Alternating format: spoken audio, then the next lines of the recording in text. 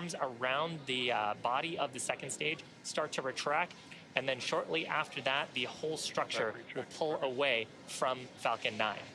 Now, in these last few minutes, Falcon 9 is performing a set of final health checks on its primary communications, avionics, and propulsion systems in preparation for liftoff just about 4 minutes away from now. We're also going to continue to hear callouts throughout that the engines are sufficiently chilled in as we get closer to liftoff. And on our screen right there, you can see those clamp arms beginning to open around the second stage in between some of that cooling of the Florida air around the second stage. And shortly after, we'll see the white truss structure on the right-hand side of the vehicle begin to pull away from Falcon 9.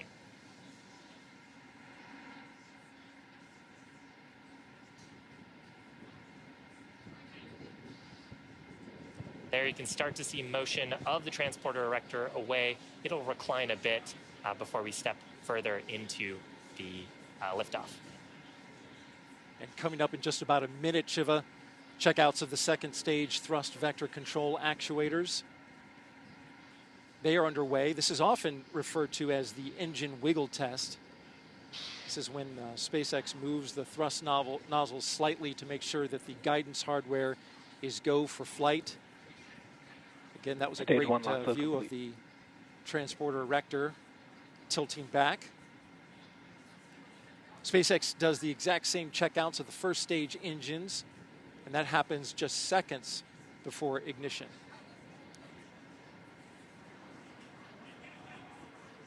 At the time of launch, 8:44 and 22 seconds p.m. Eastern Time, the International Space Station will be over the Pacific Ocean, 257 statute miles in altitude.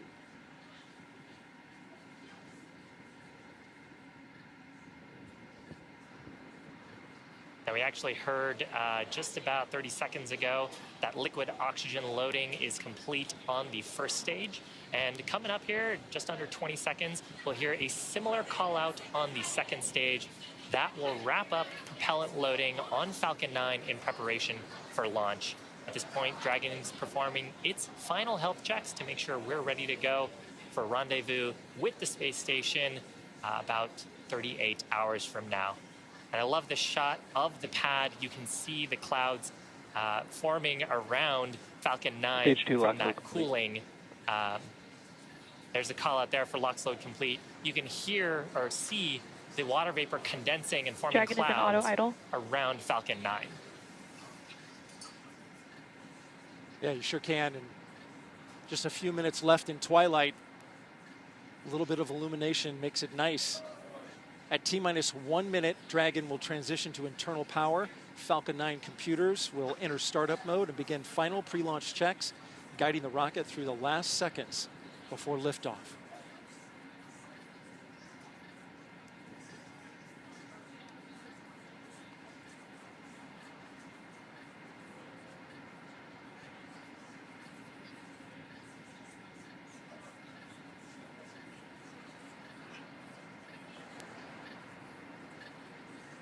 Falcon 9 is in startup.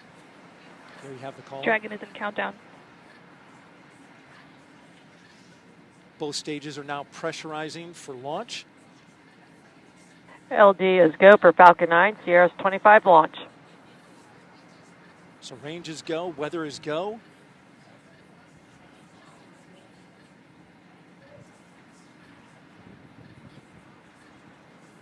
T-minus 30 seconds.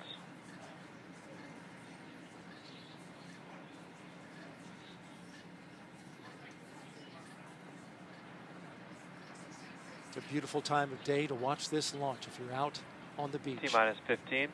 And here we go.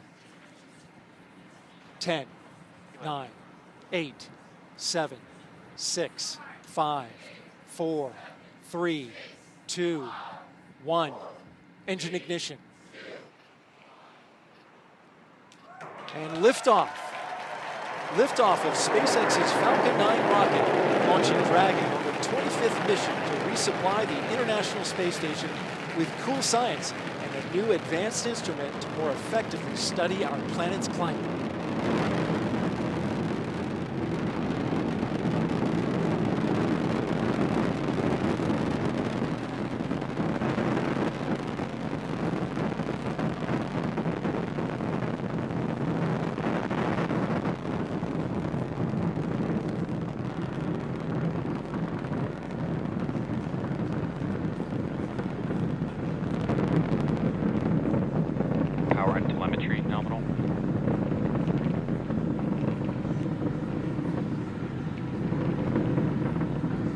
are 50 seconds into flight. Successful liftoff from the Kennedy Space Center, Launch Complex 39A.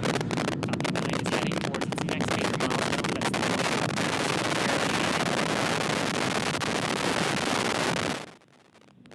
For the point of highest stresses that the vehicle will experience during ascent. There's the call out for maximum dynamic pressure. So from here, the stresses on the vehicle will get lower and lower as we raise our altitude. Coming up, we've got 5 events back to back. The first of those will be main engine cutoff, or MECO. That's where all 9 Merlin 1D engines on the first stage will shut down. I'm back, chill. Following that will be stage separation, where the first and second stages will separate. The first stage will flip around to make sure it's headed back towards the landing site and our drone ship named a shortfall of gravitas. And then the second stage will ignite its Merlin vacuum engine to boost Dragon into low Earth orbit during second engine start number 1. We just heard the call out there for engine chill-in on the second stage engine starting. The last event is the boost back burn on the first stage. That's to reduce the velocity of that vehicle as we prepare for atmospheric entry. Now, all of those events happen over about 45 seconds. And again, they are main engine cutoff, followed by stage separation, first stage flip, second stage engine start, and then boost back burn start. All those happening in just about 5 seconds.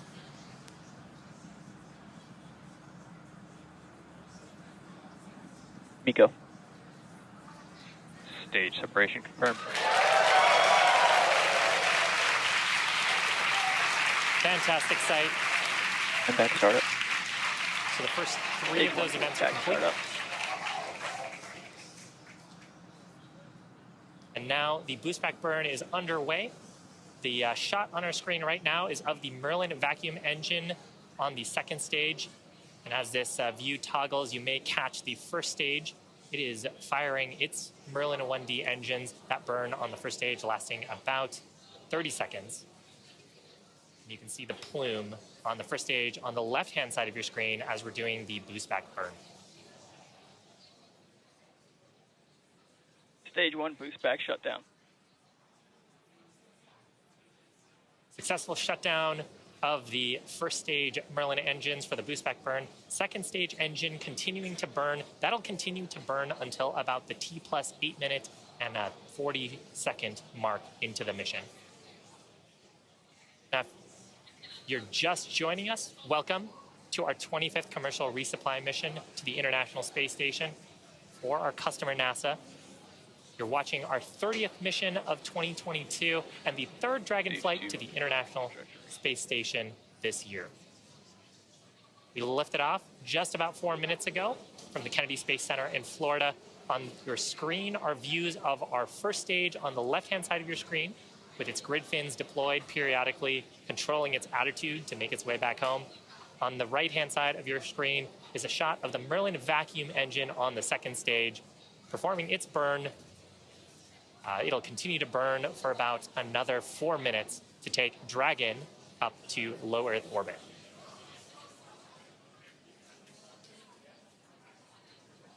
Now, speaking of the entry sequence on the first stage, to make its way back to that drone ship, it's going to have to execute 2 more burns.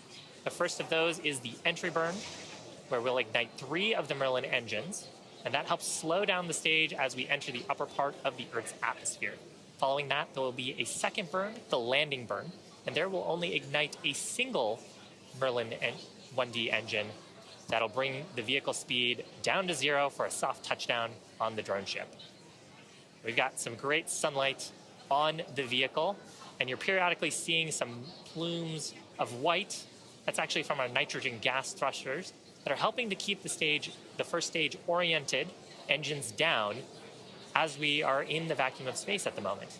But once we get through that entry burn, the grid fins, which are deployed, you can see 2 of them on your screen, will then take over control as we start to get atmospheric authority.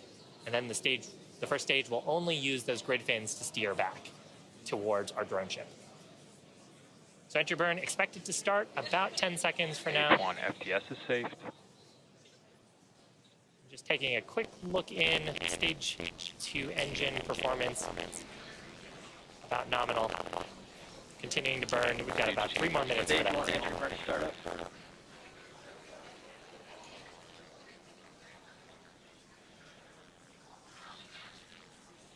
can see the velocity on the first stage, bottom left-hand side of your screen, rapidly slowing down as we Stage 1 fire engine burn shut down. the entry burn. That burn only lasting about 15 seconds. And now we're doing a quick attitude correction to make sure we're pointing the heat shield down. And that entry burn and the plume coming back on the stage ends up depositing a small layer of carbon on the vehicle, which is what gives our first stages that awesome sooty look once we've reflown them. The Falcon 9 also has 4 landing legs. They're made of carbon fiber and aluminum honeycomb, placed around the base of the rocket, and they'll deploy just prior to landing during the landing burn. If we're successful in recovering this Falcon 9, it'll mark its 5th successful landing and our 130th landing overall of a Falcon 9, including Falcon Heavy missions.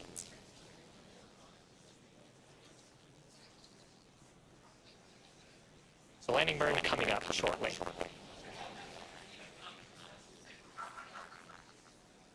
Stage 1 landing burn. Keep an eye out on the speed on the left-hand side of your screen. That's the velocity of the first stage. We're going to see that come all the way down to 0. On the right-hand side of your screen is our drone ship. And also keep an eye out on the left-hand side of your screen for landing leg deploy.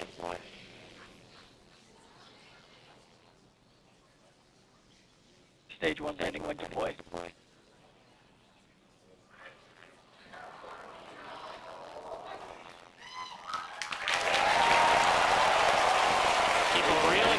Behind me, right in the middle, 5th landing for this Falcon 9, 130th landing overall for an orbital class rocket. Beautiful sight to see. Now coming up next is second engine cutoff number 1, or SECO 1. We'll expect the Merlin vacuum engine to stop firing just about 30 seconds from now. It's carrying the Dragon spacecraft to its drop-off orbit around our planet. After we complete second engine cutoff number 1, we'll do a quick check to make sure that the burn performance is as expected and we're in the targeted orbit. We usually hear that called out as a nominal orbital insertion or a good orbit call out on the loops.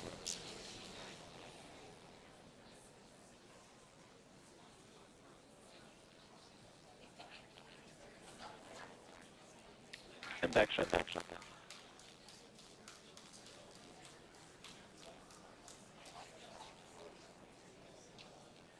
So you heard a call out on the loops there for shutdown of the Merlin vacuum.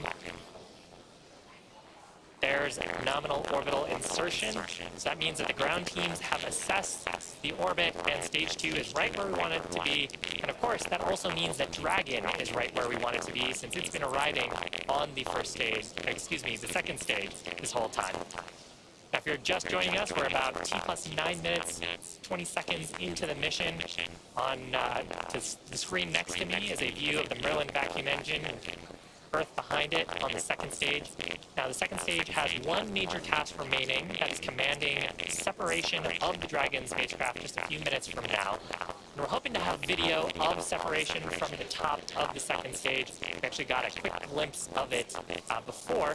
We've got a camera that looks up into the trunk of Dragon and gives us a little peek at some of the cargo that we're taking in that unpressurized section. You can see the payload there on the left-hand side of the screen.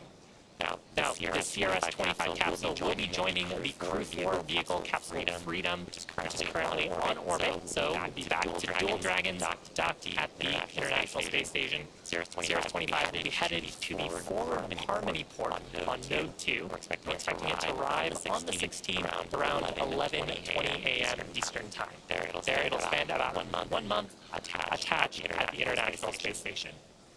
As for the cargo, today we are delivering more than 5,800 pounds of science, research, crew supplies, as well as vehicle hardware to the orbiting lab and its crew. And amazing more views inside the trunk. At this point, the second stage is performing its final checks to ensure that we're not imparting any unnecessary momentum or spin to the Dragon spacecraft.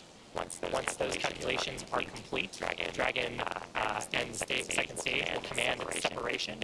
And shortly following separation, Dragon will conduct a series of health checks on its thrusters, its cabin, thermal, and solar systems, its navigation systems, in preparation for the upcoming 38-hour mission to the space station.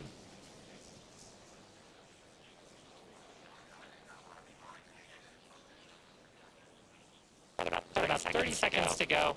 If you're just joining us, we're looking at the second stage. Coming up real shortly to Dragon separation. This particular Dragon marking its third flight, and also the first third reuse of our upgraded cargo vehicle. This view looking into the trunk of the Dragon capsule. That's our unpressurized portion of the vehicle, and some of the payload that we're taking up to the International Space Station. Dragon separation confirmed.